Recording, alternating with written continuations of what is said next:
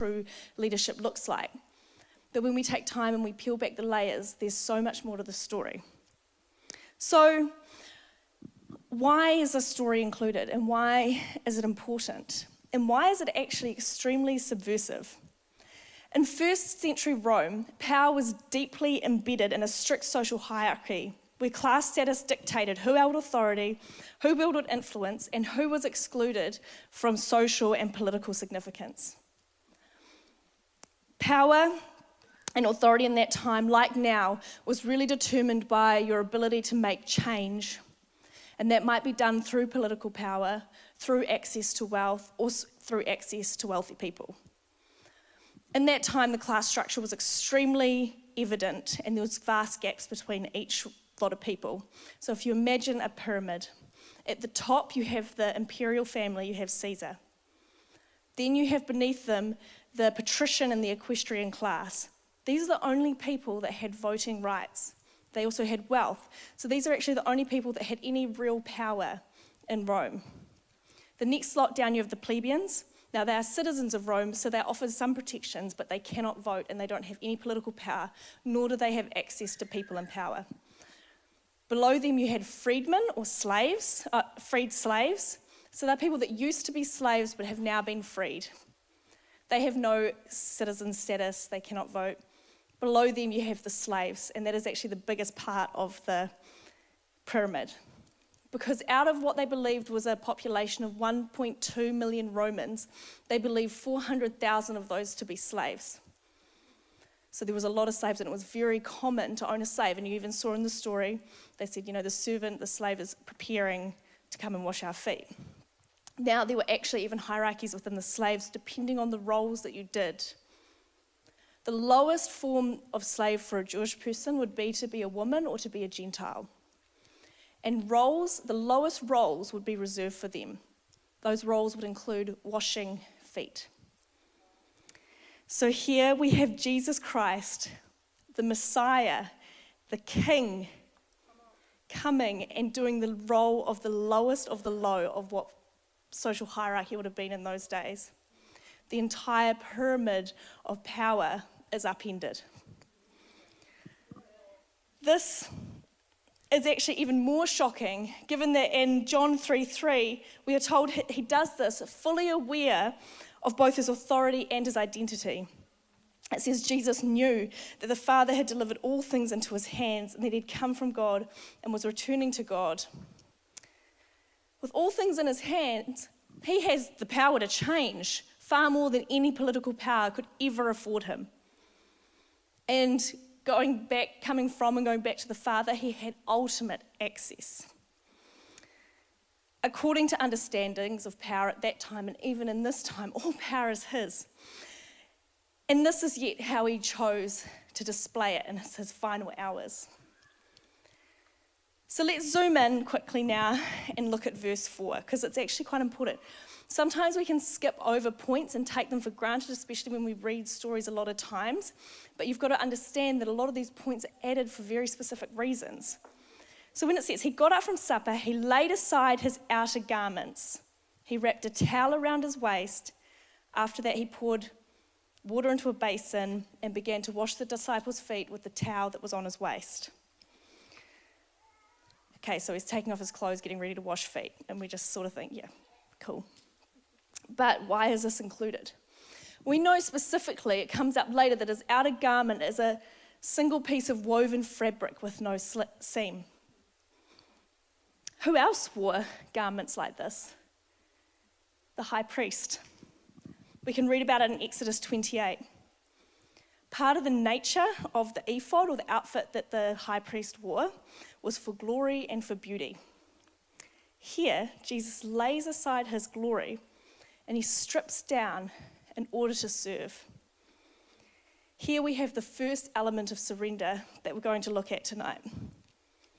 If we are called to share an inheritance with Christ, this is how we do it. We know that we are a chosen people, a royal priesthood, a holy nation, people who belong to God, and that can make us sound so high and mighty. But what does it actually mean? It means that we lay aside our pride, our pretenses, our glory, and we serve others. even if it means in positions that seem way below what we would consider ourselves worth doing. Sometimes ruling or dominion, we talk about kingdom, meaning the dominion of a king. We can think of domineering, commanding, overpowering. But here we see what it truly means, that true authority comes from knowing who we are in God and then being willing to serve others regardless of how low the position might seem. Matthew 20:25-28 says, "You know the rulers," this is Jesus speaking, "the rulers of the Gentiles lord it over them. Their high officials exercise authority over them. Not so with you. Instead, whoever wants to become great among you must be your servant, and whoever wants to be first must be your slave. Just as the Son of Man came not to be served, but to serve, and to give his life as ransom for many." Are we truly willing to surrender in this way? To put ourselves aside in the positions we believe to be fit for us, to meet the need? Let's take the verse a little bit deeper. So Jesus strips off his outer garment and puts on the towel, as we've said. And the single piece of woven garment is reminiscent of a priest's garment, as I mentioned before. But why exactly did priests wear these garments other than for glory and for beauty? In Exodus 28:43, it says that the priests must wear these specific garments so when they minister, they will not incur guilt and die. Here Jesus ministers before his disciples, stripped of his outer garment, taking on their guilt, and technically in this time preparing to die. We see him washing their dusty feet in a bowl, taking his towel, and after each time it's been cleansed in the water, wiping off the dust from their feet. He is taking off the dirt from each disciple's walk onto himself. And we know that Jesus incurred our guilt, and this is a beautiful image of that. But do you know it goes even deeper than that? Do you know that the only time a priest would take off his outer garment was during the sin offerings touched on in Leviticus 6:1. The priest would make an offering for the sins of the people, sins known and unknown. Following the offering, the priest would collect the ash from the offering and carry it outside the camp to dispose of it so that it could no longer contaminate God's people. Mirrored here, we see Jesus taking off his outer garment to take the dust from the feet of his disciples on himself, to not long after go out and bear our reproach outside of the city gate, forever removing sin's residue so it can no longer contaminate the people of God. Here is another subversion of power to Jewish readers. Jesus as the high priest, the most powerful position for a Jewish person at this time, doesn't just carry out the sacrifice, but becomes the sacrifice himself. The high priest takes on the role of the lowly scapegoat. The greatest once again becomes the least. The most high becomes the surrendered. All these symbols point to that. But let's move on. Next verse, we get, he came to Simon Peter, who asked him, "Lord, are you going to wash my feet?" Jesus replied, "You do not realize now what I am doing, but later you will understand. Never shall you wash my feet," Peter told him. Jesus answered, "Unless I wash you, you have no part with me." Here we see two things. We see something quite relatable. We see Peter struggling with this concept of a serving king. I would also struggle with this, the Messiah, to take on the lowest role in society and wash my feet. And when you're asked to imagine Jesus as king, when we talk about it, it's easy to imagine a king just in the standards of this world. But he's showing us a different way. However, accepting the truth of Jesus and his role also means allowing him to cleanse us, to let him take on our filth, our guilt, our shame, no matter how unworthy we may feel. And this is something that commonly we can struggle with. We can feel unworthy to come to Jesus. We can feel like we've fallen too far and so avoid coming to him. But unless we will come to him and let him cleanse us, give him our filth to take to the cross, we can't have a share with him. It can be hard to think about. If you think about the darkest or the worst things about yourself, can you let him have that? Can you let him wash you? Are there parts that we hold back? Parts of ourselves that we cannot surrender because it's too shameful and Jesus is too good for that? Peter's response also shows us something else about surrender. For Peter to surrender to what's happening in the moment, Jesus says, "You do not realize what I am doing now, but one day you will understand." And how relatable is this? It's so easy to surrender when we have all the facts, we have the direction, we have which way it's going. But what about when we have no facts? What about when we don't understand? And I think this is so common. God asks us to surrender even when it doesn't make sense. This is the second question I want to ask you tonight. It might be actually like the third or fourth, but can you surrender without all the facts, without the end destination? There's more to unpack here than we have time for tonight in verses 9 to 12, but let's finish up by looking at what this verse means for us. Jesus says, "Do you know what I've done for you? You call me teacher and Lord, and rightly so, because I am. So if I, your Lord and teacher, have washed your feet, you should also wash one another's feet. I have set this example for you, that you should do as I have done." And he goes on there, but the phrases like, "you should do as I have done," and "you will be blessed if you do them," suggest an ongoing and active nature of this call. The surrender we've been called to and shown is now for us to do. And this teaching might have been interesting, there might have been cool stuff in it, but it goes beyond that. Are we going to do something now? Can we do it also, not just serve, but as Jesus has done? That's the hard question. Are there parts of us that still long for power as the world would portray it? Sometimes the first step is to take a step back and to ask ourselves, how do we lead? How do we serve? How do we relate to others? Where do we cling to power and control instead of surrender? How do we parent? How do we lead in our home, at work, in our school? And where in those areas could picking up the towel help? The tea towel. Philippians 2, 6-8 sums it up well. Speaking of Jesus, it says, "Who, being in very nature God, did not consider equality with God something to be used to his own advantage. Rather, he made himself nothing by taking on the very nature of a servant, being made in human likeness. Being found in appearance as a man, he humbled himself by becoming obedient to death, even death on the cross." So tonight, we're going to now take some time. We're going to take some communion together, and we're going to take a look at the sheets before you. And I invite you to consider the questions deeply. Where do you cling to power and position instead of choosing surrender? How settled in your identity are you in who God says you are? What would it look like to pick up the towel in one relationship or role this week? And who can you serve in the church, or where could you serve?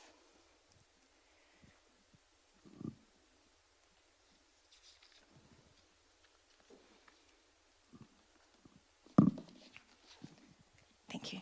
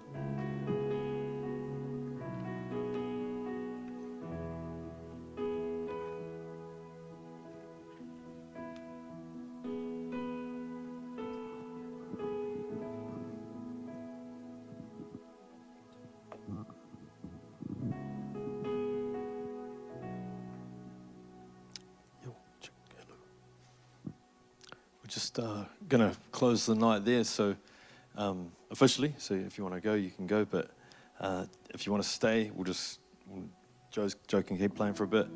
And if you're still taking communion and doing that, then that's good too. So yeah, have a good night, rest of the night.